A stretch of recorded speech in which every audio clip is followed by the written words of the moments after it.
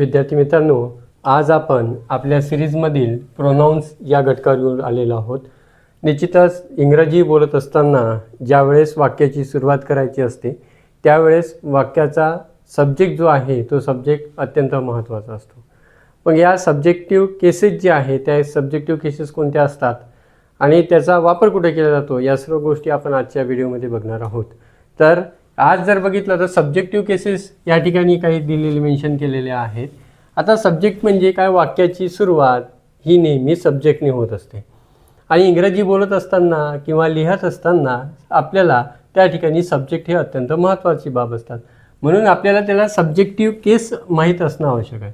आता जनरली जेव्हा आपण मराठी बोलत असतो तर त्यावेळेस आपण अनेक शब्द पर्यायी शब्द वापरत असतो, परंतु इंग्लिशमध्ये जर बघितलं तर इंग्लिशचा एका शब्दाचा अर्थ हा वेगवेगळ्या पद्धतीने आपण मराठीमध्ये घेत असतो। तर आज आपल्याला त्या ठिकाणी सब्जेक्टिव्ह केसेस बघायचे आहे। ते सब्जेक्टिव्ह केसेस मी या ठिकाणी जर घेता आय, वी, यू, दे, ही, सी, इट हे याला त्या ठिकाणी आपण सब्जेक्टिव्ह केसेस असं म्हणत असतो।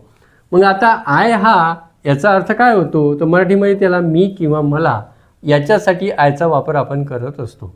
वाक्याची सुरुवात ज्यावेळेस करतो जसं आय एम डॉक्टर, मग त्या ठिकाणी आय जो आहे तो आय त्या ठिकाणी मी आयचा उच्चार काय घेऊन आलो आपण, मी घेऊन आलेलो आहोत, म्हणजे सब्जेक्टिव्ह केसेसचा वापर त्या ठिकाणी करून आलो। मग वी आहेत, आता वीचा अर्थ काय होते, वीचा अर्थ या ठिकाणी आपण वी म्हणजे आम्ही, त्याचबरोबर आम्हाला, आपण आणि आपल्याला या वीचा 4 प्रकारे आपण उच्चार त्या ठिकाणी घेऊ शकतो। वी म्हणजे आम्ही, आम्हाला, आपण, आपल्याला। त्याच्यानंतर यू जो आहे तो यू जनरली आपण त्या ठिकाणी वापरत असतो। आता यू म्हणजे काय होते तर तू, तुला, तुम्ही, तुम्हाला। आता ज्यावेळेस सिंग्युलर पर्सन असेल त्यावेळेस आपण तू किंवा त्या ठिकाणी तुला वापरू शकतो। त्यानंतर तुम्ही आणि तुम्हाला ज्यावेळेस एकापेक्षा जास्त इसं रिस्पेक्ट जर द्यायचा असेल तर अशा वेळेस आपण त्या ठिकाणी तुम्ही किंवा तुम्हाला सुद्धा म्हणू शकतो। त्याच्यानंतर पुढची सब्जेक्टिव्ह केसेस त्या ठिकाणी जर बघितली तर दे आहे। दे म्हणजे काय होते तर दे म्हणजे ते, त्यांनी, त्यांना, त्यांनी अशा प्रकारे आपण त्याचा वापर करू शकतो।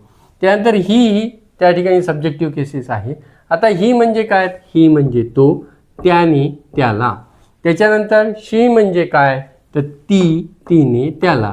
म्हणजे इथं जर त्या ठिकाणी जर बघितलं असेल तर हा जो आहे जनरली ते पुरुषसाठी वापरला जात असतो आणि शी हे त्या ठिकाणी स्त्रीसाठी वापरला जात असते, म्हणजे फिमेलकरिता वापरले जात असतात। आणि इट जो आहे, इट म्हणजे हा, ही, हे आणि तो, ती, ते अशा प्रकारे वापर केला जातो। आणि जनरली आपण त्या ठिकाणी नॉन लिव्हिंग थिंग्स असेल किंवा जर बघितलं तर ॲनिमल असेल तर यासाठी आपण इटचा वापर करत असतो। मग हे झाली सब्जेक्टिव्ह केसेस आणि वाक्यामध्ये नेहमी सुरुवात ही सब्जेक्टिव्ह असते, त्याच्यानंतर वर्ब असतो आणि त्याच्यानंतर ऑब्जेक्ट असतो। मग जसं याची त्या ठिकाणी सब्जेक्टिव्ह केस आहे त्याच प्रकारे याची ऑब्जेक्टिव्ह केससुद्धा असते। मग ही ऑब्जेक्टिव्ह केस काय असतात, त्या ठिकाणी वर्बच्या नंतर आलेली असेल वाक्यामध्ये तर मग ती ऑब्जेक्टिव्ह आयची ऑब्जेक्टिव्ह केसेस काय असेल, मी असेल। त्याच्यानंतर मी म्हणजे काय तर त्या ठिकाणी मी म्हणजे मी किंवा मला। त्याच्यानंतर वीची ऑब्जेक्टिव्ह केसेस होती ती अस म्हणजे आम्हाला, आपणाला। त्यानंतर यूची ऑब्जेक्टिव्ह केस यूज राहते आणि त्याचा उच्चार मात्र त्या ठिकाणी तुला, तुम्हाला असा केला जात असतो। त्याच्यानंतर देची ऑब्जेक्टिव्ह केस त्या ठिकाणी देम होते आणि त्याला आपण त्यांना म्हणत असतो। त्याच्यानंतर हीची ऑब्जेक्टिव्ह केस त्या ठिकाणी हिम होते, त्याला त्या ठिकाणी त्याला म्हणत असतो। शीची ऑब्जेक्टिव्ह केसेस जी आहे ती त्या ठिकाणी हर असते, म्हणजे ज्या ठिकाणी वाक्यामध्ये सुरुवातीला सब्जेक्ट असेल आणि ऑब्जेक्टमध्ये मात्र त्याच्या सब्जेक्टची ऑब्जेक्ट केस आपण त्या ठिकाणी घेत असतो। तर इंग्रजी बोलत असताना प्रोनाउनचा वापर हा अत्यंत महत्त्वाचा आहे।